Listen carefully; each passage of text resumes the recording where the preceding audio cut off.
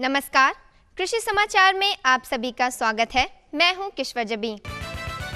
आइए सबसे पहले एक नजर डालते हैं आज के मुख्य समाचार पर।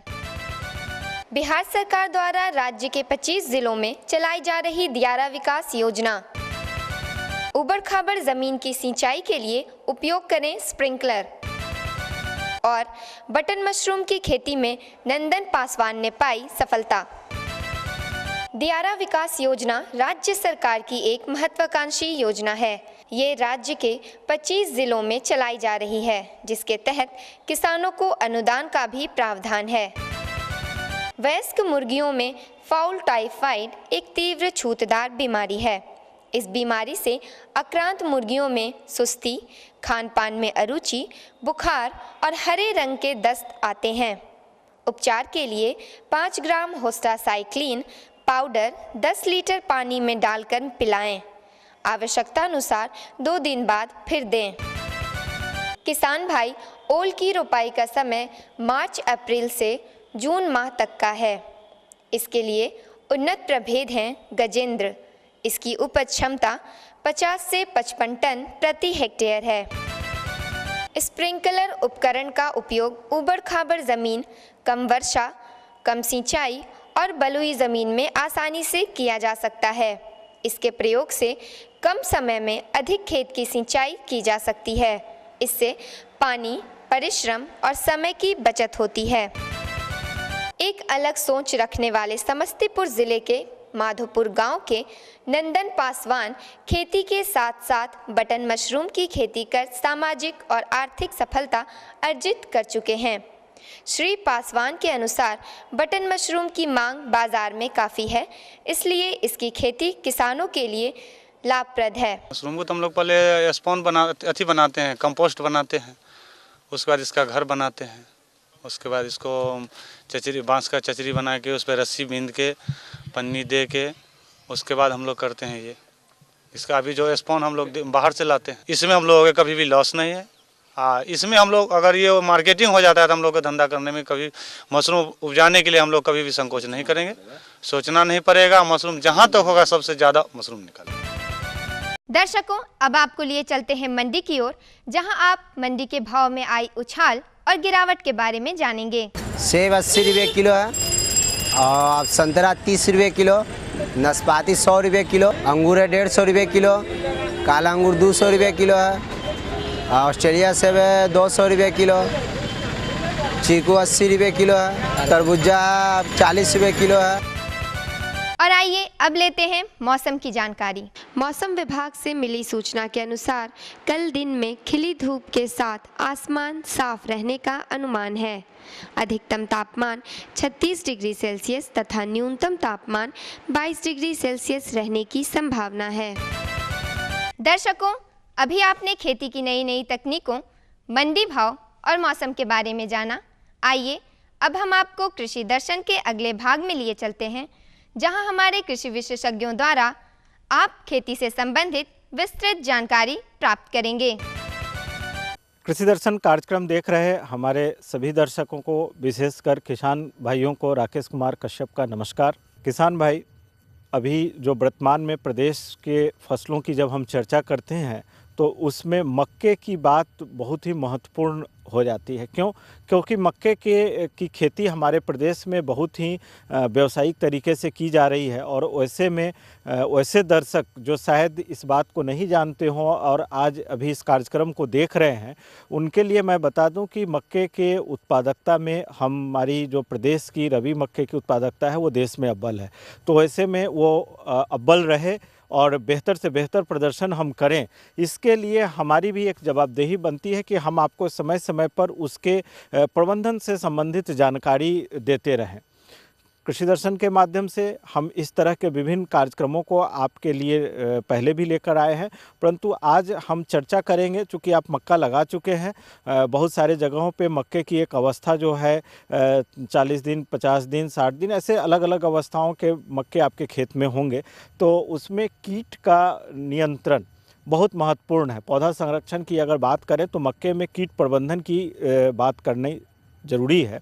आज का हमारा विषय है मक्के का कीट प्रबंधन। और मक्के के कीट प्रबंधन से संबंधित जो जानकारी है उसके लिए हमारे साथ विशेषज्ञ हैं। डॉक्टर तारक गोस्वामी हैं जो वैज्ञानिक हैं कीट विज्ञान विभाग में, बिहार कृषि विश्वविद्यालय सबौर में। तो डॉक्टर साहब, आपका कृषि दर्शन कार्यक्रम में स्वागत है। सबसे पहले मक्के के कीटों की जब हम बात करते हैं तो सबसे महत्वपूर्ण होता है कि इसमें कौन कौन से कीट लगती है। कोई भी फसल में अगर हम लोग कीड़ा का बात करेंगे तो हम लोगों को दो तरह का कीड़ा फसल में दिखाई देता है। एक है फसल को नुकसान पहुंचाने वाला कीड़ा, और है फसल में नुकसान पहुंचाने वाला कीड़ा को खा के जो हम लोगों को लाभ पहुंचाते हैं, उस तरह का कीड़ा। तो जनरली हम लोग जो नुकसानदायक कीड़ा है उन पे हम लोग ज़्यादा फोकस रखते हैं। और अगर मक्का में उस तरह के कीड़ा के बात करें जो नुकसान पहुंचाते हैं तो उसमें दो कीड़ा के बारे में हम लोग चर्चा करना चाहेंगे। एक है कजरा कीड़ा या कजरा पिल्लू, और दूसरा है तना छेदक कीट। किसान भाइयों, आप मक्के की खेती बरसों से कर रहे हैं, वैसे में कीड़ों के प्रति आप भी अवगत होंगे, परंतु कई बार आप शायद उसको उतनी गंभीरता से नहीं लेते हैं और जब नुकसान हो जाता है तब आप उसकी गंभीरता को समझते हैं। इस वर्ष भी मक्के में कजरा पिल्लू के आक्रमण की व्यापकता बहुत थी और बहुत बड़ा नुकसान हुआ है। तो ऐसे में अगर कजरा पिल्लू की किस अवस्था में सबसे ज़्यादा नुकसान करते हैं और उसके नियंत्रण के लिए किसान भाई को क्या करना चाहिए? पौधा जब एकदम छोटी रहती है, पौधा बहुत ही छोटी रहती है, तभी कजरा पिल्लू का आक्रमण सबसे ज़्यादा होता है। और इसका जो मादा कीट है वो मादा कीट अंडा दे जाती है फसल में, पत्ती में अंडा दे जाती है। और इसका जो कैटरपिलर या लार्वल स्टेज है जिसको हम लोग पिल्लू कह रहे हैं, तो वो पिल्लू ज़मीन के बराबर जगह में पौधा को काट गिराते हैं, बिल्कुल काट गिराते हैं और नुकसान पहुंचाते हैं, सीधा नुकसान पहुंचाते हैं। और ये पिल्लू दशा में ये मिट्टी में छुपा हुआ रहता है या मेड़ में छुपा हुआ रहता है दिन में, और रात में इसका असली जो नुकसान करने वाला काम जो है वो रात में ये करती है। इसको कंट्रोल करने के लिए हम लोग बीज उपचार ज़रूर करें। और बीज उपचार करने के लिए प्रति केजी बीज में 8 मिलीलीटर क्लोरपाइरिफॉस घोल के उस बीज को हम लोग उपचार करके ही बीज को हम लोग बोए। और अगर खड़ी फसल में इसका प्रकोप ज़्यादा होता है तो उस स्टेज में हम लोग क्लोरपाइरिफॉस 20 EC और 3 लीटर प्रति हेक्टर में, यानी 1 हेक्टर में हम लोग मानते हैं कि 800 से 1000 लीटर पानी, तो 3 लीटर क्लोरपाइरिफॉस 20 EC 1000 लीटर पानी में घोल के छिड़काव करना चाहिए। ये लो और बताओ। बस। अरे ये क्या भैया जी, बस इतनी सी रासायनिक खाद? किसानी छोड़ रहे हो क्या? किसानी नहीं, नादानी छोड़ रहे हैं। मिट्टी की जांच कराई है। अब तो लालाजी जितनी जरूरत है उतने ही उर्वरक खेत में डालेंगे। हाँ, किसान भाई आज ही अपने जिले की नजदीकी भूमि परीक्षण प्रयोगशाला में मिट्टी की जांच जरूर करवाएं और मिट्टी में पोषक तत्व, नमी व पौधे के विकास को देखते हुए केवल जरूरत के अनुसार ही पोषक तत्व डालें। और हाँ, मिट्टी में गंधक, जस्ता, बोरोन जैसे सूक्ष्म पोषक तत्वों का पता लगाना भी न भूलें। उर्वरक और जैविक खाद के सही उपयोग से भूमि का उपजाऊपन बनाए रखें, उत्पादकता बढ़ाएं, खर्चा घटाएं और बहुमूल्य विदेशी मुद्रा बचाने में भी सहयोग दें। और हाँ, धीमी गति से नाइट्रोजन उपलब्ध कराने वाले उर्वरकों जैसे नीम लेपित यूरिया को प्राथमिकता दें और यूरिया का पत्तों पर छिड़काव करें। अरे वाह, तू तो सचमुच समझदार हो गया रे। अधिक जानकारी के लिए संपर्क करें जिला कृषि अधिकारी या किसान कॉल सेंटर।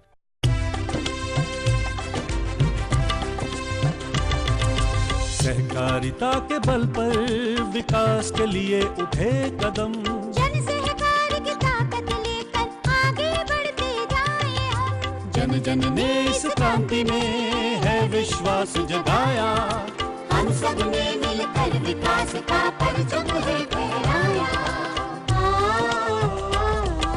सहकारिता है अपने विकास की पहचान, नए दौर में सहकारिता ही भारत का अभिमान। कृषि मंत्रालय भारत सरकार द्वारा जनहित में जारी। कजरा के अलावा दूसरा जो आपने बोला कीड़ा, वो है तना छेदक कीट, जो 60 से 70% नुकसान हम लोग क्रॉप को पहुंचाते हैं। और इसके बारे में अगर हम लोग चर्चा करें तो इसका जो मादा है आफ्टर मेटिंग वो मादा पत्ती में वो गुच्छे में अंडा देती है और एक एक गुच्छे में कम से कम 20 गो अंडा पाए जाते हैं। और गुच्छे से जब उसका शिशु निकलते हैं, वो शिशु पत्ती से तने में चले जाते हैं और वहाँ पे खाते हैं। तना में खाते हुए इसका जो सिम्टम हम लोगों को दिखाई देता है उसको हम लोग कहते हैं मृत कला या डेड हार्ट। और ये सीधा सीधा हम लोगों को नुकसान पहुंचाता है इसका, यानी कि एक पौधा से हम लोग को एक भी मक्का नहीं मिल सकता है। इसके नियंत्रण के लिए जहाँ तक इस तना छेदक का नियंत्रण का बात है, हम लोग जैव नियंत्रण में ज़्यादा फोकस करेंगे और इसके लिए हम लोग ट्राइकोग्रामा चाइलोनिस, ये एक छोटी मक्खी जैसी होती है और उसको हम लोग कुछ किसानों को अभी उपलब्ध करा पा रहे हैं। और इस ट्राइकोग्रामा को ट्राइको कार्ड से हम लोग रिलीज़ कराते हैं फील्ड में और 1 लाख प्रति हेक्टर के दर से हर हफ्ता में हम लोग इसको रिलीज़ कराने के लिए रिकमेंडेशन करते हैं। और इसमें क्या होता है कि ये छोटी मक्खी जो है तना छेदक का अंडा को ढूंढ के उसको खा लेते हैं, यानी कि उसके अंडा के अंदर अंडा दे के ये परजीवी एक कीट है, इस तरह से वो तना छेदक कीट को नियंत्रण कर लेते हैं। और दूसरा जो है वो है फेरोमोन ट्रैप, और फेरोमोन ट्रैप 10 प्रति हेक्टर के हिसाब से हम लोग लगा सकते हैं। उसमें मेल जो पुरुष जो पूर्णांग है इसका, उसको आकर्षित करके ये उसको नष्ट कर देते हैं। और अगर हम लोग केमिकल का बात करेंगे, रासायनिक नियंत्रण का बात करें, तो इसके लिए जब इसका हानि 30% क्रॉस कर जाता है, यानी कि उसके बराबर भी हो जाता है, तो हम लोग इमिडाक्लोप्रिड 1 ml प्रति 3 लीटर पानी में घोल के छिड़काव कर सकते हैं, या डेल्टामेथ्रिन 250 to 300 मिलीलीटर प्रति हेक्टर के हिसाब से 800 से 1000 लीटर पानी में घोल के स्प्रे करा सकते हैं, या क्लोरपाइरिफॉस 20 EC 3 लीटर प्रति हेक्टर के दर से हम लोग स्प्रे कर सकते हैं। किसान भाइयों, मक्के में कीट प्रबंधन की जब बात हम करते हैं तो खजरा पिल्लू तो शायद उस अवस्था से आप थोड़ा आगे निकल गए होंगे, लेकिन इस परिचर्चा में शामिल करने का उद्देश्य यह था कि इसकी नुकसान करने की तकनीक को आप समझें और आने वाले समय में भी यदि आप इससे प्रभावित होते हैं तो उसका नियंत्रण करें।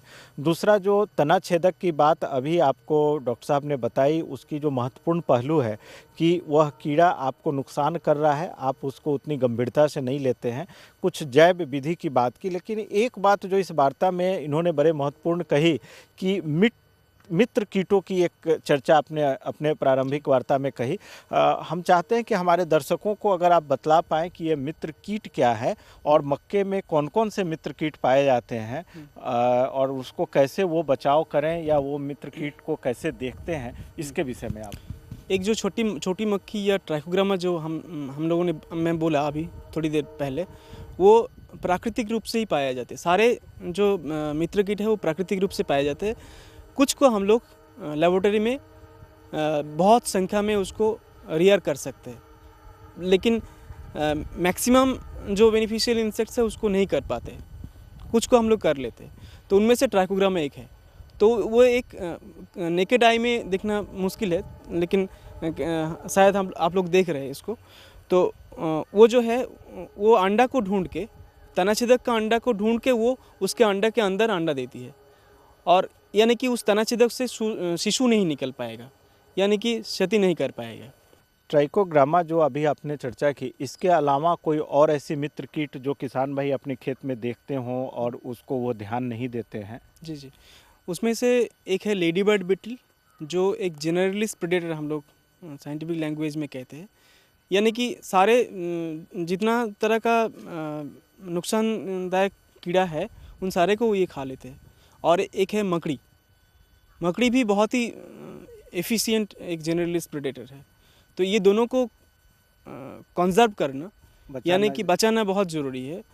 यानी कि मेरा कहने का मतलब ये है कि इनडिस्क्रिमिनेटली हम लोग अगर केमिकल का इस्तेमाल करेंगे तो ये स्वाभाविक रूप से ये मर जाएगा और मेरा नुकसानदायक कीड़ा का संख्या धीरे धीरे बढ़ता चला जाएगा। किसान भाइयों, हम जब वैज्ञानिक पद्धतियों की बात करते हैं तो उसमें हम पर्यावरण को भी ध्यान में रखते हैं, और पर्यावरण की जब बात करते हैं तो उसमें मित्र कीटों को बचाना हमारी प्राथमिकता होनी चाहिए। खेती में उपज बढ़ाने के जिस दौर में हम गुजर रहे हैं उसमें हम पर्यावरण और समाज को होने वाले नुकसान को भी नज़रअंदाज कर रहे हैं। कारण चूँकि वह नुकसान आपको दिन प्रतिदिन शायद पता नहीं चल रहा है, लेकिन आने वाली पीढ़ी इस परेशानी को समझेगी तब तक बहुत देर हो चुका होगा। डॉक्टर साहब जिन बातों को कह रहे हैं, कहने में अभी यह बात थोड़ी सी छोटी लग रही है परंतु बहुत ही महत्वपूर्ण है। जिन कीटों का इन्होंने चर्चा किया, यदि आप उसको बचाने के दिशा में प्रयास नहीं करेंगे तो मित्र कीट कम होंगे और शत्रु कीट बढ़ेंगे और आपका नुकसान बढ़ेगा। इस प्रकार किसी भी तरीके के नियंत्रण की जब आप बात करें तो मित्र कीटों का भी हमेशा ध्यान रखें। डॉक्टर साहब, आप कृषि दर्शन में आकर हमारे किसान भाई को नियंत्रण के साथ साथ जो एक व्यवहारिक पक्ष है वो भी बताया, तो हमें लगता है कि वो इसका लाभ उठा पाएंगे। और आज कृषि दर्शन में आप आए और किसानों को ये जानकारी दी, इसके लिए आपका बहुत बहुत धन्यवाद।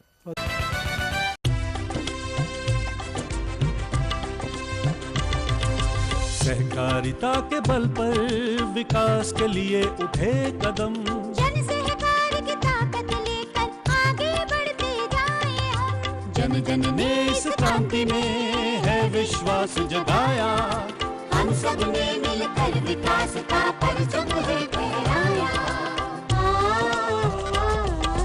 दूर जहां सूरज उगता उस धरती से मैदानों तक, हिम शिखरों की श्वेत बर्फ से हिंद महासागर तक। श्वेत क्रांति हो हरित क्रांति या ग्राम विकास की बात, एकता ही धर्म हो अब चाहे दिन हो या रात। हिंदू मुस्लिम सिख ईसाई सबने कदम बढ़ाया, हम सब ने मिलकर जब ये अभियान चलाया। कृषि मंत्रालय भारत सरकार द्वारा जनहित में जारी। क्या करूं? हाँ, मैं ऐसा ही करूंगा। हाँ, अच्छा, मैं जा रहा हूँ। अच्छा, जी जी जी, हाँ, जी जी जी। किससे बात कर रहे थे इतना हंस कर? किसान कॉल सेंटर, विशेषज्ञ से खेती के बारे में सलाह ले रहा था। सुबह भी रात को भी? किसान कॉल सेंटर सुबह 6 बजे से रात को 10 बजे तक खुलता है। रविवार को भी? हाँ भाई, साल के 365 दिन खुलता है। और इतना फोन का बिल कौन भरेगा? अरे, किसान कॉल सेंटर की सेवा मुफ्त है। पर तुम ये सब क्यों पूछ रही हो? मैं तो कुछ और ही समझी थी। किसान भाई, कृषि संबंधी समस्याओं का अपनी भाषा में तुरंत समाधान पाने के लिए पूरे भारत में किसी भी फोन से राष्ट्रीय हेल्पलाइन नंबर 1800-1801-551 पर संपर्क करें। किसानों का दोस्त किसान कॉल सेंटर।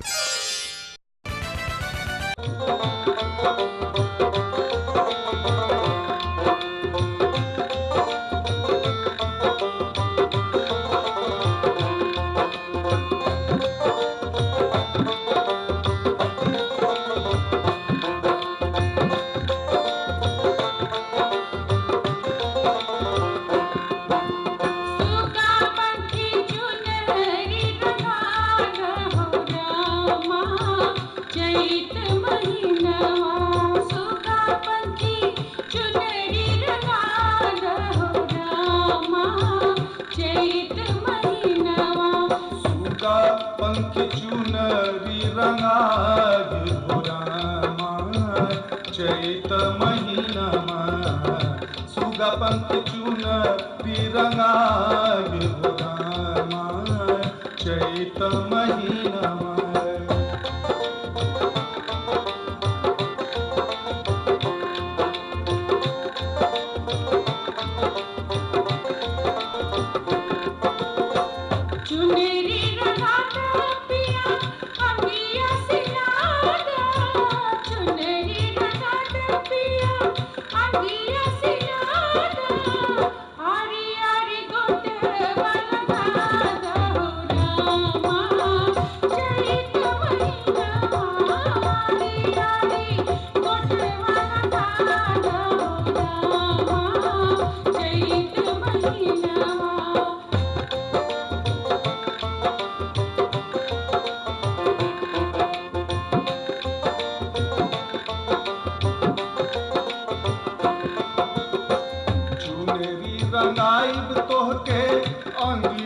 सियाइब चुनरी रंगाइब तोहके अंगिया सियाइब आरी आरी गोटबा लगाइब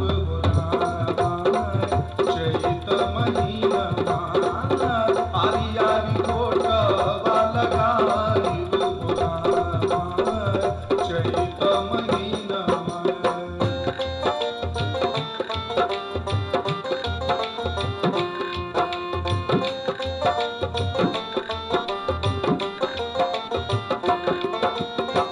चुनरी पहिर के तोहके रिझाइब चुनरी पहिर के तोहके रिझाइब ननद के जिया ललचाइब हो रामा चैत महीनवा ननद के जिया ललचाइब हो रामा चैत महीनवा चैत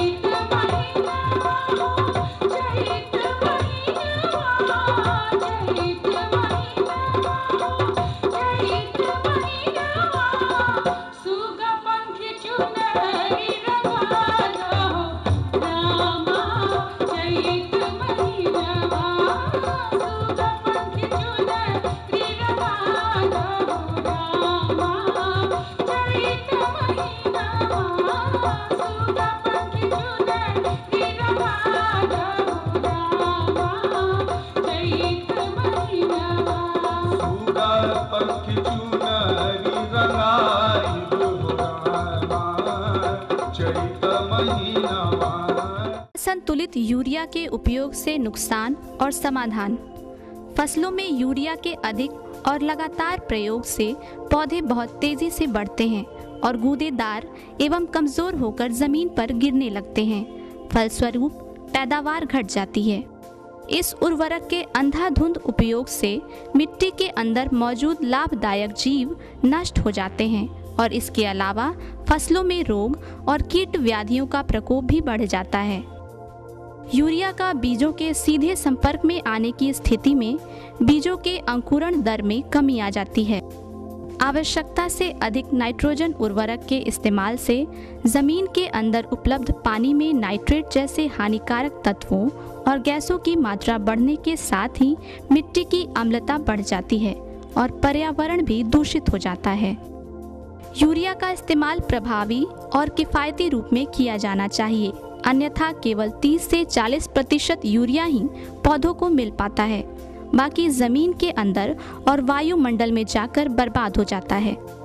उर्वरकों का इस्तेमाल सही समय और सही मात्रा में करें तथा ड्रिप छिड़काव और फर्टिगेशन जैसी कम खर्चीली और लाभदायक विधियां अपनाएं। यूरिया पर निर्भरता कम करने तथा मिट्टी की अच्छी सेहत बनाए रखने के लिए पोषक तत्व आधारित जल घुलनशील मिश्रित उर्वरक, नीम कोडेड यूरिया, स्टार्टर घोल, जैविक खाद और जैव उर्वरक आदि उन्नत व कम खर्चीली तकनीक अपनाएं।